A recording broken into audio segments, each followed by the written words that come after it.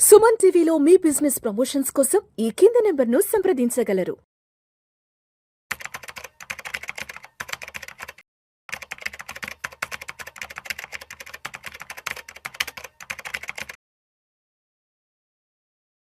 నమస్తే, welcome to Suman TV. నేను విష్ణు. ప్రస్తుతంతో పాటు AMFI registered mutual fund distributor Veldi Chakradhar గారు ఉన్నారు. సార్తో మాట్లాడదాం. సార్, చక్రధర్ గారు నమస్తే సార్. నమస్తే sir. Welcome to Suman TV and welcome to Vishnu talks. Chakradhar గారు, ఇప్పుడు మ్యూచువల్ ఫండ్ ఇన్వెస్ట్మెంట్ గురించి మాట్లాడుకుంటే అందరూ కూడా లాంగ్ టర్మ్ ఇన్వెస్ట్మెంట్ గురించి ఎక్కువ ప్రిఫర్ చేస్తారు. కొంతమంది 10 ఏళ్ళు, 15 ఏళ్ళు, 20, 30 అంటారు. సో అంటే మ్యూచువల్ ఫండ్లో బాగా సక్సెస్ అయ్యి బాగా అందరికీ ఎగ్జాంపుల్గా ఉండిపోయిన మ్యూచువల్ ఫండ్ ఏదంటే అందరికీ కూడా Nippon India growth fund. 8 October 1995లో స్టార్ట్ అయింది. అప్పట్లో రిలయన్స్ వాళ్ళుగా తీసుకొచ్చారు అది. సో అది మొత్తానికి 2020 అక్టోబర్ నాటికి ఎంతో ₹1,00,00,000 వరకు అది రిటర్న్స్ ఇచ్చిందంటూ కూడా అప్పట్లో మంచి ఎగ్జాంపుల్గా, బెస్ట్ ఎగ్జాంపుల్గా మాట్లాడుకున్నారు.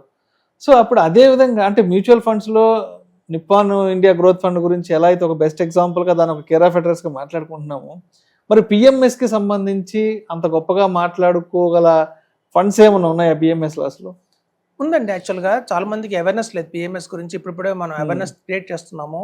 ఆస్క్ అనే కంపెనీ ఉందండి, ASK. ఆస్క్ అనే కంపెనీ చాలా ఓల్డ్ కంపెనీ పిఎంఎస్ లో. ఇండియాలో ఉన్న టాప్ 5 పిఎంఎస్ కంపెనీలో కూడా మనకి ఆస్క్ అనేది వస్తుంది. అయితే వీళ్ళు 2001 లో ఆస్క్ గ్రోత్ అని ఒక ఫండ్ లాంచ్ చేశారు అనమాట. సో అందులో ఎవరైతే 1 crore పెట్టారో ఇవాళ 2025 కల్లా అది 57 crores అయిందండి. 57 crores అంటే ఒక లాంగ్ టర్మ్, ఒక 21 years కనుక హారిజన్ తీసుకొని కనుక వాళ్ళు ఇన్వెస్ట్మెంట్ చేస్తుంటే దగ్గర 18% CAGR మనకి జనరేట్ చేసి ఇవ్వగలిగింది ఆస్క్ గ్రోత్ ఫండ్.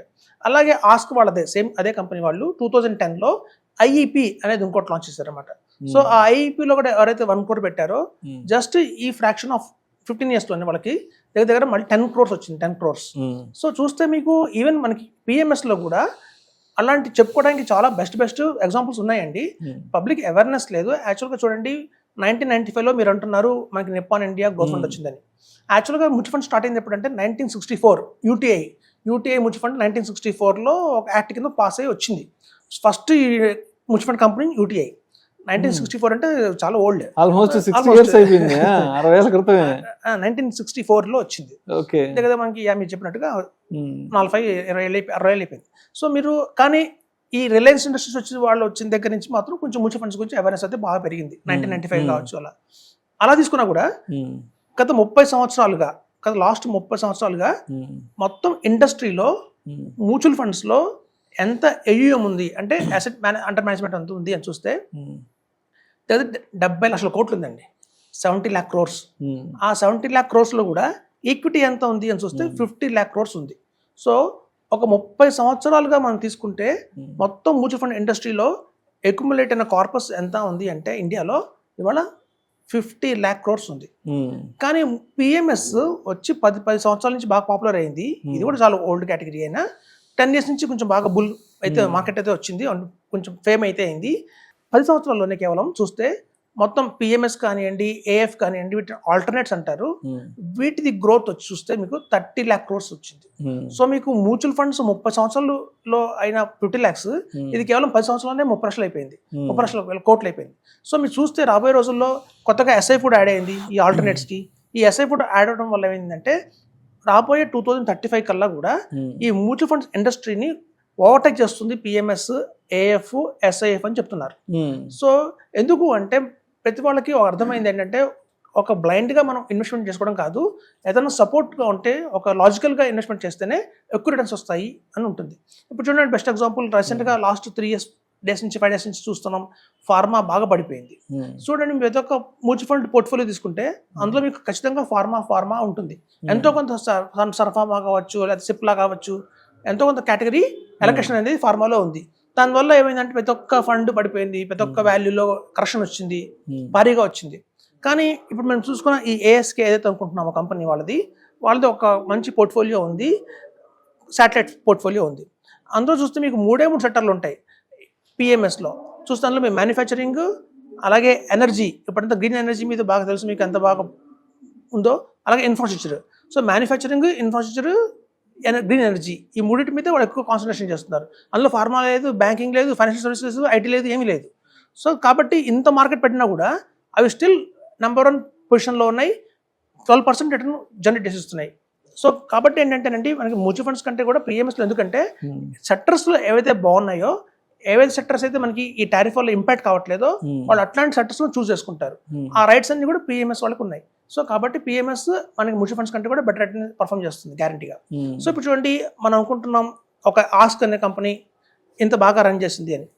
సో ఇప్పుడు తాత్కాలికంగా యాక్సిస్ ఆస్క్లో ఏమైందంటే ప్రతీక్ ఫండ్ మేనేజర్ ఉన్నాడండి.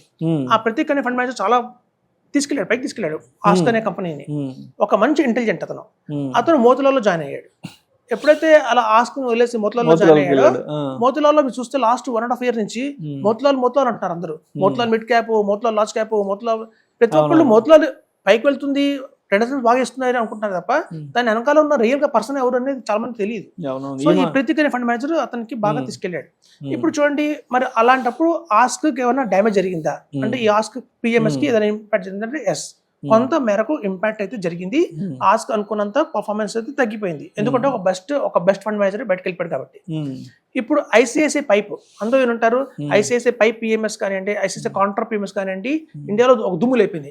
లాస్ట్ 5 years నుంచి బాగా దుమ్ము లేపింది. దానికి కారణం ఎవరు అంటే జార్జ్ అనే ఫండ్ మేనేజర్ చాలా బాగా రాణించాడు.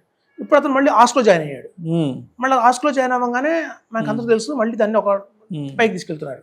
సో చాలా మంది బ్లైండ్ గా ఏం చేస్తారంటే, లాంగ్ టర్మ్ కోసం ఇన్వెస్ట్మెంట్ చేస్తాం, అది మ్యూచువల్ ఫండ్స్ కావచ్చు, పిఎంఎస్ కావచ్చు అనుకుంటారు. కానీ ఎప్పుడైతే ఒక మంచి ఫండ్ మేనేజర్ మారిపోతున్నారో దాని ఇంపాక్ట్ అనేది చాలా ఉంటుందండి. అది చాలా మంది తెలియదు ఆ విషయం. సో కాబట్టి ఏంటంటే, ఒక పిఎంఎస్ లో మనం లాంగ్ టర్మ్ ఉండకూడదు, మ్యూచువల్ ఫండ్స్ లో కూడా లాంగ్ టర్మ్ ఇన్వెస్ట్మెంట్ చేయకూడదు. ఎప్పుడైతే ఫండ్ మేనేజర్స్ ఉంటున్నారా, మారుతున్నారా అని చూసుకుంటూ, తద్వారా మన పోర్ట్ఫోలియో కనుక మార్చుకుంటూ ఉంటే బెటర్ రిటర్న్స్ అయితే వస్తాయి. ఆస్క్ ఇప్పటికి కూడా స్టిల్ నెంబర్ 1 గానే రాణిస్తుంది మన పిఎంఎస్ లో. ఆస్క్ శాటిలైట్ కానివ్వండి, ఆస్క్ కోర్ పోర్ట్ఫోలియో కానివ్వండి, అవి ఎక్సలెంట్ గా ఉన్నాయి. మార్కెట్ ఇంత దారుణంగా పడింది లాస్ట్ 1.5 years నుంచి కూడా. అలా పడిన మార్కెట్ లో కూడా వాళ్ళు 12% జనరేట్ చేసి ఇచ్చారు. So one of the best అని చెప్పొచ్చు. సో ఫండ్ మేనేజర్ చూసుకోవాలండి మోస్ట్ ఇంపార్టెంట్. సో ఎలా అయితే నెంబర్ 1 మ్యూచువల్ ఫండ్స్ అనుకుంటున్నాను నిప్పాన్ అని, అలాగే ఆస్క్ ఇస్ ద బెస్ట్ అని చెప్తున్నాను పిఎంఎస్ లో. Right sir, thank you sir, thank you so much. Thank you.